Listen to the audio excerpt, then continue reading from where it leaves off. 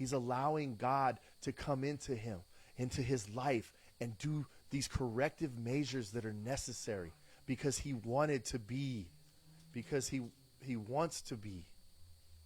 He wants to be at his weakest, his most humble, his most vulnerable, to where he'll listen. For the sake of Christ, then I am content with my weakness, insults, hardships, persecutions, and calamities.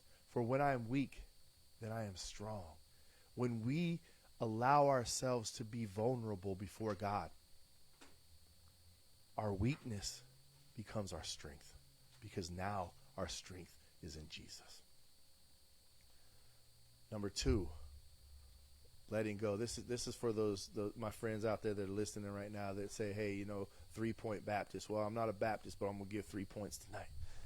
Actually, I see my brother online, so I had to say that. But number 2, letting go. Letting go, right? So when I'm vulnerable, I'm sitting there in front of God. I'm like, hey, man, I got to let myself go. I got to put myself, I got to be out of the equation. It's got to be just God being able to speak into me, speak life into me, speak words into me, speak truth into me. Because I need these words. I need these words more than I need a glass of water. I need these words more than I needed the frijoles and arroz that I had for dinner tonight, the beans and rice. I need him to pour into me. I need to pour his words into me. I need to let go of all of these other things and say, okay, God, here I am. Search me. Proverbs 3:5-6 says, trust in the Lord with all your heart. Why am I going to God and saying, search me? Why am I not going to Michelle or to some leader in the church saying, search me and tell me what's wrong? Okay, that's fine. We can do that. But I'm saying, when I'm in the presence of God and I'm saying, search me, it's because I'm trusting in the Lord with all my heart. And I'm not leaning on my own understanding. I'm acknowledging him because I know that when he speaks and guides me, he's going to make straight my path. Number 3, undone. I've got to be undone sometimes. No, I think that every growth that I've gone through, that I see people go through, there's a point when they just are undone. Like it's all unraveled. They're like it's this big ball of just undone. Like it's like a cat that gets a little ball of yarn and knocks it around for a little while and it gets all messed up. But it's undone. But see, God works best in the undone. God works best when we're just vulnerable. God works best when we let go and get out of our own way. That's when God works best. And I was studying, and I want to talk about the book of Ezra, because as I was sitting there studying, and I'm looking at this, I'm studying Ezra. That's the book I think I'm in beyond that now, but I was in Ezra last week, and I come across this section in Ezra 10. And it's not the most beautiful section. Like when you think about it from a worldly standpoint, it's like, whoa, hold on. Did that just happen? Did that really just happen? Is this really what they're going to do? And I'm sitting there and something clicked up here. I was like, wait. They're divorcing their sin. They're divorcing their sin. So what about Ezra, right? What about Ezra? See, during Ezra's time, so we look at this about 546 BC, we see the return of the exiles to Jerusalem at the decree of Cyrus. We also see the work of rebuilding the temple. It's beginning. It was brought to a standstill by the efforts of heathen neighbors, right? And finally completed at the urging of Haggai and Zechariah. But Ezra returns to Jerusalem for the purpose of restoring the temple service. But he runs into a problem. He runs into this problem of mixed marriages, which threatened to plunge the Jews into the same course of idolatry, which had brought them to their original downfall. If you look, when we're looking at Ezra 9 and 10, right? And I get this. It's like, search me. Here's a point where it's like, search me. They'd lost connection. They're looking to reconnect, but here they are, search me. In Romans 8:6 says, the mind governed by the flesh is death, but the mind governed by the Spirit is life and peace. And here we are in Ezra, and I'm going to read. I'm going to read because this challenged me. As a human being, this challenged me. Because I'm like, what? Hold on, what? But see, on a spiritual aspect, it was like, whoa. I can sit here and look at this sometimes and say, I don't want to let go of that sin. I don't want to give up that sin. I want to hold on to that sin. Wait, it's not fair. But wait, I'd already done it. It's already done. Can I just have grace? Can I just have mercy? And then keep going the road I'm going? Or do I sit there and say, hold on, man.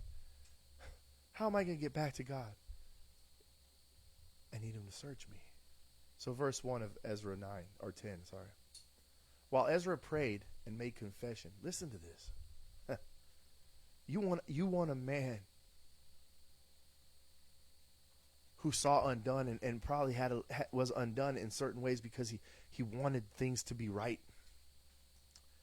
He's weeping and casting himself down before the house of God. And watch this. People are watching this. People are experiencing this. People are seeing this. They're seeing Ezra in this supine position, right? Weeping. And he's making confession, right? And a very great assembly of men, women, and children gathered to him out of Israel. And watch this. For the people wept bitterly. There was a search me moment going on here. There was an openness. There was a vulnerability.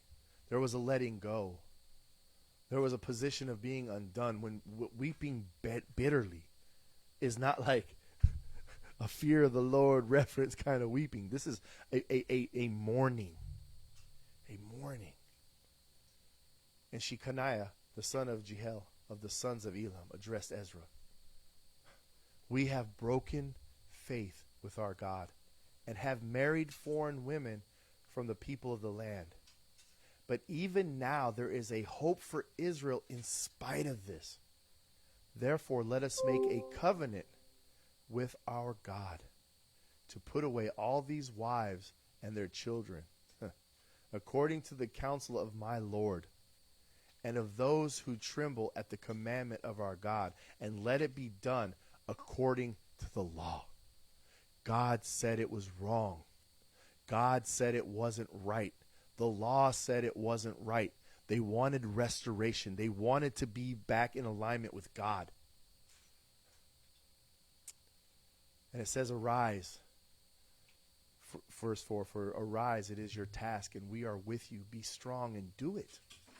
Be strong and do it. Then Ezra arose and made the leading priests and Levites and all the Israelites take an oath that they would do as had been said. So they took the oath. Then Ezra withdrew from them before the house of God and went to the chamber of Jehoiakim and the son of Eliashib, where he spent the night, neither eating bread nor drinking water, for he was mourning over the faithfulness of the exiles. Y'all, that's a hard one to swallow when you think of like on a worldly aspect. Wait. They had wives?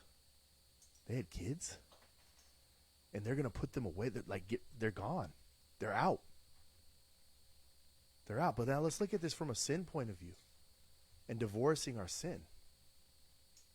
What sin are we ready to get rid of? When I say, search me, O God, what sin am I putting at his feet and saying, okay, I'm ready to give it up or make it right? There are sins out there to this day that can be made right. And then there's sins that are out there that need to be let go of.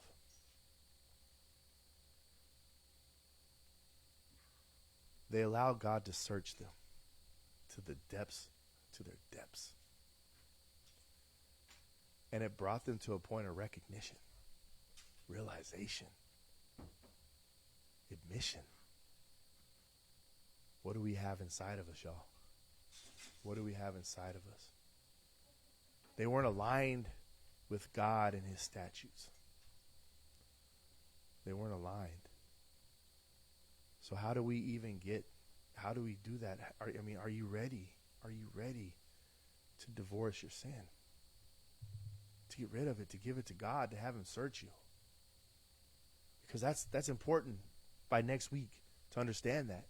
Because we're going to talk about correction.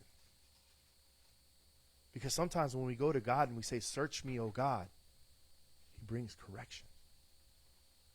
He says, this is, we got to do some steps here, y'all.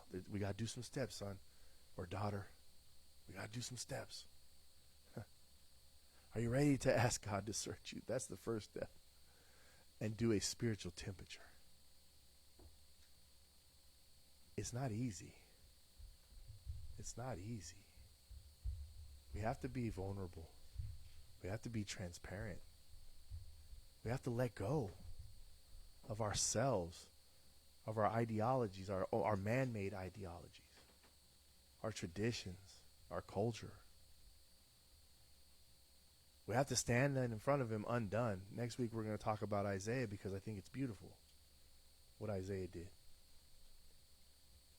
But we got to stand in front of him undone. I am unworthy. I am unworthy by myself. But with God, I am worthy. It's amazing. It's amazing what he can do. It's amazing what he can do when we just open ourselves up to him. When we say, search me, O God, and know my heart. Try me and know my thoughts. And see if there be any grievous way in me or wicked way. And lead me in the way of everlasting. Amen. Amen. Hey, y'all online, Facebook and YouTube, thanks for coming out, man. If you ever want to join us through the Zoom and sit down and hear all the great stuff that comes out from everybody, feel free to reach out. Feel free, we'll send you a link. Until next time.